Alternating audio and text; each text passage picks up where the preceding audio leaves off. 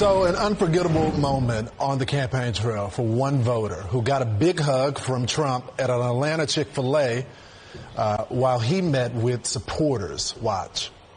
I don't care what the media tells you, Mr. Trump. We support you. We love you. Okay, 4 p.m. We've been 4 p.m. Come here, let me give you a hug.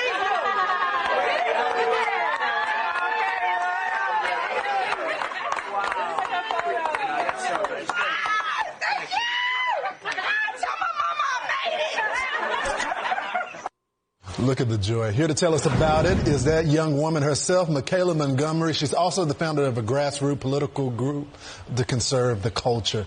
Michaela, I've been waiting for this interview all morning. I've been waiting for this my whole life. So thanks so much for joining us. So you told the president when you were hugging him, I don't care what the media says, we support you. Tell me what you meant by that.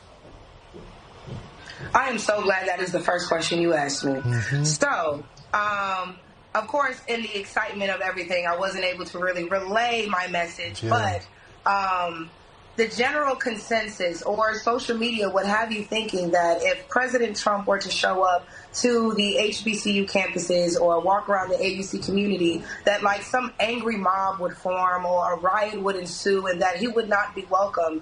And clearly the sentiment in that room the other day was the complete opposite. He was very welcome. People were excited to see him. People showed up in support of him, and people, of course, were from all four institutions within the AUC, the local HBCU community in Atlanta, and they all showed up in support of him. So it's actually kind of crazy to see people in an uproar when all four institutions were legitimately represented, and all four institutions were represented by said students who wanted to support President Trump. You know, Michaela, and I appreciate that we were able to not only let him know that regardless of what social media says, you know, I know they're trying to make us think we're supposed to hate you, but we don't.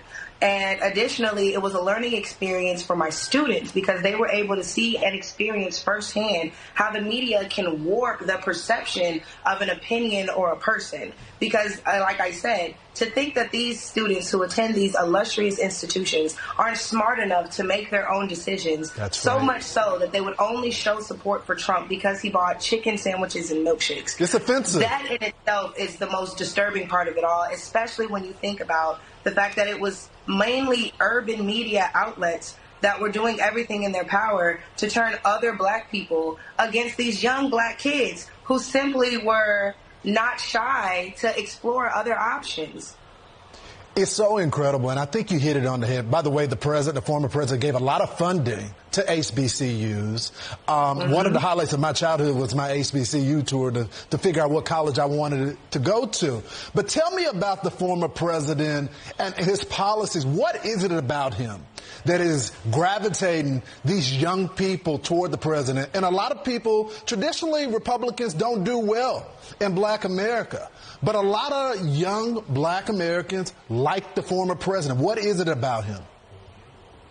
I think, and this is a sentiment I get a lot coming from the young people themselves, is that they feel like he's honest. They feel like this is somebody who, while we might not agree with how he says things, how he goes about things, at least he's telling us what it is. We don't feel like this is a snake in the grass waiting for his chance to bite us. This is somebody who's telling us, this is what my plan is. Here's how I plan to execute it. Here's the people involved. And here's how you can get involved.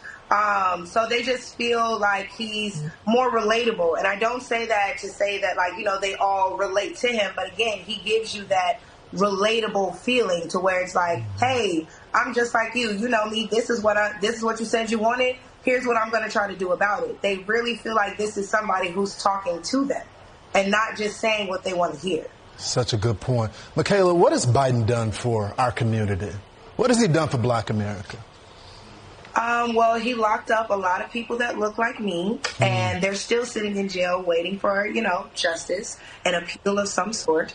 So when it comes to what Joe Biden has done for black America, if we look specifically at his record as a senator, it wasn't something that benefited us at all. If anything, one could argue that he dedicated his entire senatorial career to disrupting the way of life, for black people. He didn't want black kids going to the same school as his kids. He didn't want black people walking on the sidewalk along with his mother and grandmother. So the fact that we ignore these things that were said on the Senate floor, like this is somebody who passed legislation with the sole intent of oppressing a certain community. And we're going to act like that didn't happen, or we're going to act like it can be overshadowed by somebody's comments a few years down the line that made us feel some type of way. Feeling some type of way is completely different when you can feel a certain type of way at home. There's people who are, as of right now, spending the rest of their lives in jail because, Joe Biden thought that they deserved it, as if there isn't retribution. And then you had somebody like Trump come in and give us the First Step Act to try and right the wrongs that were done with this 3 strikes rule, and nobody's talking about that. Michaela, I need more time with you. We got to go to you can call me whenever. We'll make it happen. We'll bring you back on, and we'll talk about the president's plan to win more black voters. Michaela, thank you so much. Thanks for being bold. We'll talk soon. Thank you for having me. You guys have a great day.